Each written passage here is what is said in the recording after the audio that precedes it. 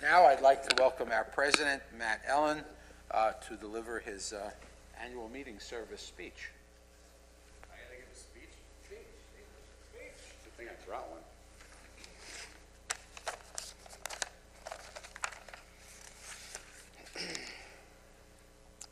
So it's actually hard to believe that it's been a year since I accepted the position of president.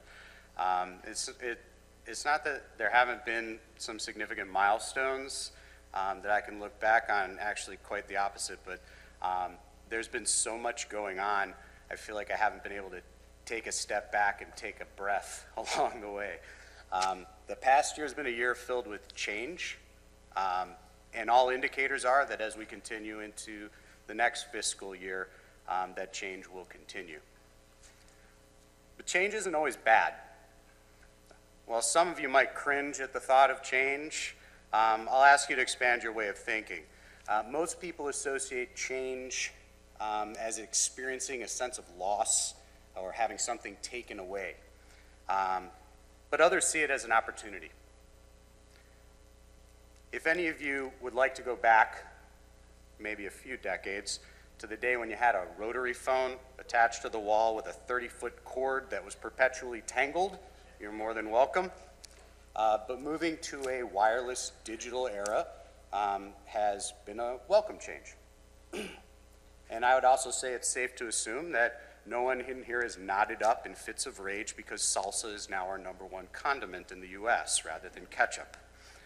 But all that being said, we did have some change this year with both difficult situations and some opportunistic outcomes. After 5 years, our education director, with 7 years at the Temple, Kate Milgram let us know that she was going to be leaving to go focus on her family and being a parent. And this wasn't great news, to say the least. Kate will be dearly missed, and if I'm honest, she can't replace Kate. But on the positive side of that change, with great resolve, a dedicated group of staff and volunteers quickly set about searching for an interim education director. And they put a lot of hours in. They paid a lot of attention to detail to try to make sure that we can find someone to keep us afloat through the next year, to give us the time to do a proper search for someone that can help us to continue the great tradition that is our school. I'm proud to stand before you and say that the quick and decisive efforts of this committee, led by Pam Richards, as well as members of the LCC and Rabbi Denker, has put us in a great position to hire someone and continue moving forward. In the face of this unexpected change, people came together and worked hard in a consolidated effort to show what can be done when we put our minds to it. For the first time in its 20-year history, our preschool struggled to fill classrooms this year. This led to difficulty balancing the budget and poor fiscal results for the year. To put it plainly, that's not good. What I can say about this situation that leans on the positive is that we now have controls in place. We have improved systems that will not only ensure that this is corrected in the new fiscal year, but also that we remain solvent moving forward. Once again, I'd say to you that this didn't just happen. It didn't happen by accident, but rather as a result of some extremely dedicated volunteers and staff. The quick action taken by Sue Krantz, Pam Richards, Lillian Schlachter, and our executive director, Renee Heiger, took countless hours, and that's to be commended. And all of that activity in the preschool took place while Rabbi Denker was away on a 12-week sabbatical. 3 months is a long time to be without your spiritual leader, and yet another change. But in his absence, Cantor Lawrence did a tremendous job in coverage. He inserted some of his own flavor into our services and was lauded for the amazing service for consecration. If you missed it, I highly recommend that you come to the next one. It was a really great service. And also, having returned from Kentucky, Rabbi Roberts was able to fill in from time to time. While things had changed due to Rabbi Denker's absence, everything continued to run smoothly thanks to good planning. I could probably stand up here and I could talk for quite a long time about all the changes and challenges that we faced this year. It might be therapeutic for me, but probably not as interesting for you, and I suspect you'd eventually like me to just let you move on with the rest of the evening. But if you take away only one message from this, take this away. We will continue to navigate our way through the difficult path of maintaining a sustainable religious community where we can practice our faith, raise our children and our children's children in our traditions. As we do so, I can say with confidence that we have the right people in place to handle whatever challenges pop up next. The dedication of our volunteers and staff and their commitment to keeping this place afloat is humbling. If you're listening to these words or reading them in the email that's probably going to be sent out on Monday and think you want to join in the fun, you have my assurance that I won't get in your way. There's plenty to do around here. We are always looking for help. But whatever you do, don't be a stranger. Stop by for one of our events or a Friday night service once in a while. Changes are happening all the time, and who knows, you might like some of them. Shabbat Shalom.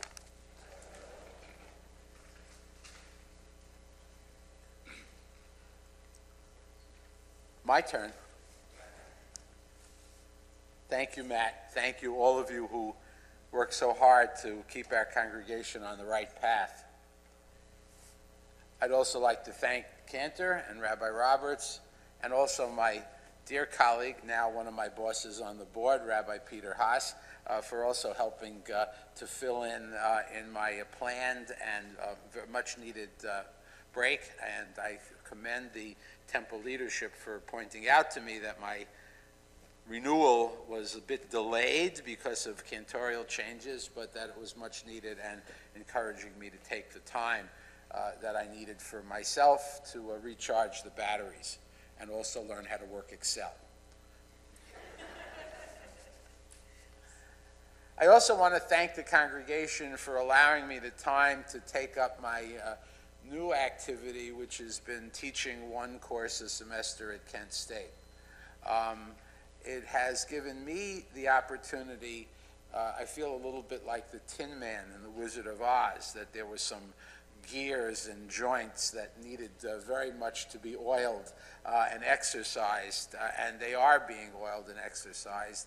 And I certainly hope that, that some of you have already noticed, that the fact that I've had to polish up my knowledge of other religions, because I'm teaching world religions, that has helped inform some of my teaching. And I think certainly those of you who join us on Shabbat mornings have seen some of that feeding back. And in this, I also have to owe a personal thanks to Saul Factor, who is now my colleague, or I'm now his colleague, to put it correctly, because Saul is a teaching star at Kent State in Jewish studies and in Holocaust studies, and it was Saul who was good enough to introduce me to the folks there at Kent State, and had invited me to help lecture some of his classes, and got me over the idea, as someone who was a college freshman in May of 1970, it got me over the idea that Kent State was an event, and got me to realize that it's a real place with real students and real teachers and real learning going on. Matt was good enough to mention the issue of change. In fact, some of the Eastern religions are based around the idea of flow and change and constant change. Taoism, or Taoism as we now pronounce it, in fact, encourages us to embrace the idea of the flow of energy in the universe and all the changes that take place rather than trying to resist them. We have a little bit of that in Judaism as well, but I think we can learn something from our Far Eastern neighbors. And even as I look around the room, Kate, who has brought such light and energy and wisdom to our program, is moving on. And as Matt sort of hinted to you, we hope that within the next week or so we will be able to announce our choice for interim education director for next year. I don't know if I was even supposed to say that much, but I did. But I just look around the room. I mean, here's Hilda Kate Myers, 100 years young, here at our annual meeting. Of course, Hilda Kate and I go back to Brooklyn, where she was a mainstay both as a staffer and a member of Ahavat Shalom, which was commonly known as the Avenue R Temple, for those of you who are familiar. I got it right, didn't I?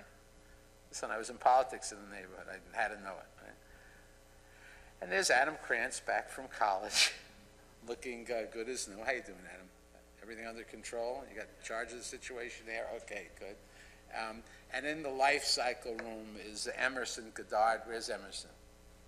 Give us a wave, Emerson.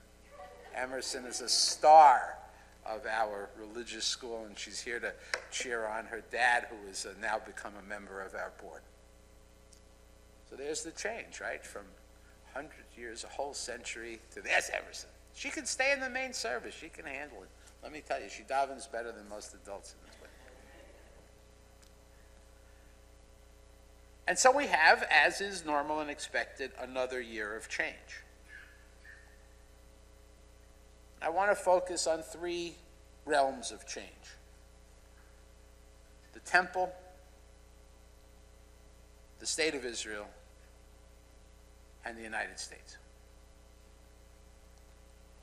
As Matt alluded, and as Matt has been leading us so beautifully, along with our other temple leaders, there's change happening here at the temple. It's change that is necessary and normal and will be very, very productive and helpful in the long run. But there are other changes which we are just beginning to discuss. We have to continue moving forward with the idea of managing our congregation as an institution that is based on relationships and less based on a fee-for-service. We know that fee-for-service religious institutions, Jewish and otherwise, are struggling all around the country, not just here in Cleveland, not just in Emanu. That the idea of marketing a synagogue like a market is not the best way to go. I sent around to our board of directors a couple of days ago an article about how synagogues and churches need to focus on what they are: places of spirituality, places of religious devotion, and places of religious learning. That's what our congregants need us for. Let me let you in on a little secret. The assimilation into American society that our grandparents and great-grandparents hoped for, they succeeded. We are back full circle to a world in which the Jews need the shul to be a shul. They're now admitted into the country clubs. They can now shop wherever they want. They can buy a home in whatever neighborhood they like. The job of the synagogue is not what it was 50 to 100 years ago, to take Jews and make them Americans. The job of the synagogue is now to take Americans and keep them or make them into functioning Jews. And that requires an entirely different model for how we do business and how we plan our activities and our services. Our relationship with the state of Israel is in flux. Last night, Lisa and I were privileged to be part of the opening night crowd of the one-man show called Wrestling Jerusalem that is playing for about 3 weeks at the Cleveland Public Theater on 65th, East 65th in Detroit. East what? West 65th, sorry, I have a little fadreit. West 65th and Detroit. So before you go, oh, it's West 65th Street, it took us 23 minutes to get home last night. All right? It takes me longer to get to Beechwood during rush hour. All right, it's not that far away. The west side of Cleveland, I say this particularly to those of you who were born and raised here, the west side of Cleveland is very close. It's a one-man show that demonstrates, teaches, talks about the struggle between Israel and the Palestinians. At the end of the show, our hosts, Eric and Rick Horvitz, who invited us, along with Rabbi Roberts and Elaine, to be there, Erica turned to me and she said, well, Rabbi, did you think it was fair and balanced? I said, yes, it was fair and balanced. And it's fair and balanced as to the realities of life and the difficulties. It was just a study released yesterday that among millennials, Israel's popularity is dropping like a rock. It's not surprising. We have to remain active in pro-Israel work, and I have some seats available at the May 23rd APAC event, and if you're interested in coming, we have a bunch of kids from the youth group coming. If you're interested in coming, please let me know. I need to know within the next week. The speaker is Ron Prosor, who is Israel's former ambassador to the UN. He's now teaching at IDC in Jerusalem, where our own Jesse Arnovitz is one of the students. He's one of the best speakers and most intelligent analysts of the situation that any of you will ever hear.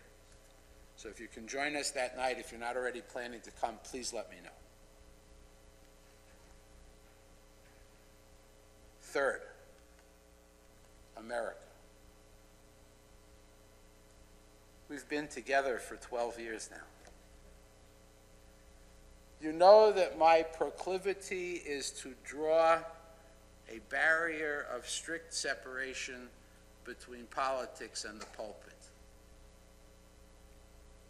You also know that a few weeks ago at APAC, I broke a 40-year political silence by choosing not to hear one of the candidates for president.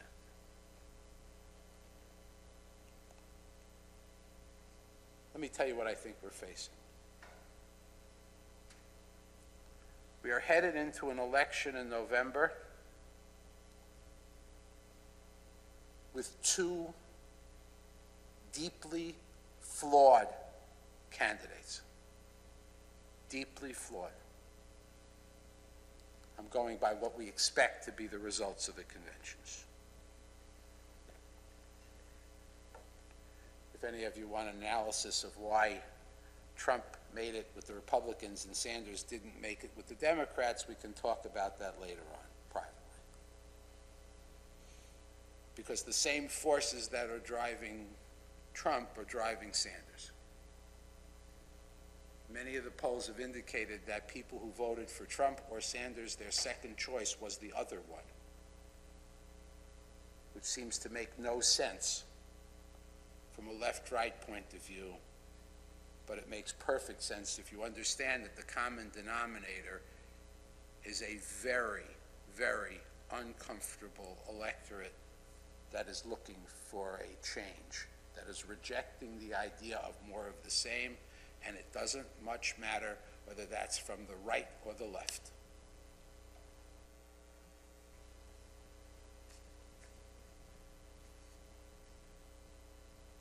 It will have been since the Know-Nothing movement of the 1840s to 1860s, it will have been since then that we have seen such a movement towards isolationism, such a movement to reject members of American society because of their religion or their culture, such a movement towards creating an idea of selfishness as American policy.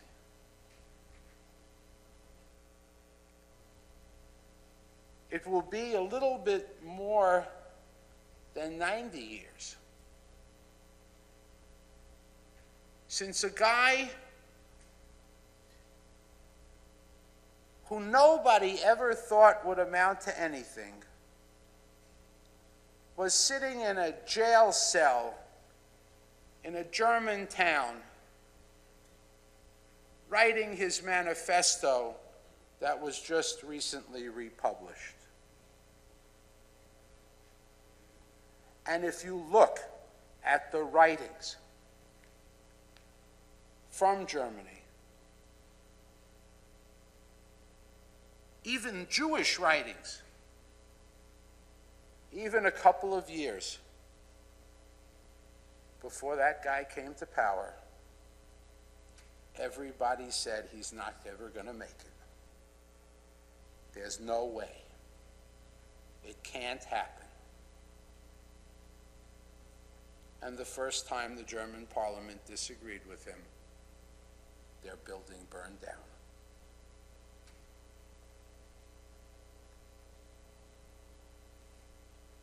It has been less than 90 years since there arose in this globe a political leader who sees the world as a zero-sum game,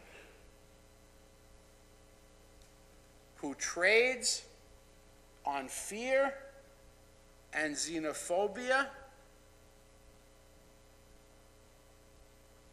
and who will manipulate a system in which he does not believe for his own ends.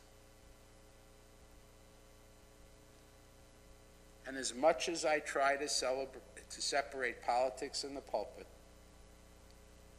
this may be a year when, as a community, we are going to have to say that there are choices before the American electorate about which we cannot be silent. We may not like the other candidate either. I don't. But we may have a very difficult choice. And let me tell you something else. All the pundits who were wrong throughout the primary period, and all the pundits who were wrong in the 1920s and early 1930s in Germany, did not recognize the fact that this can be, and probably will be, a very close election.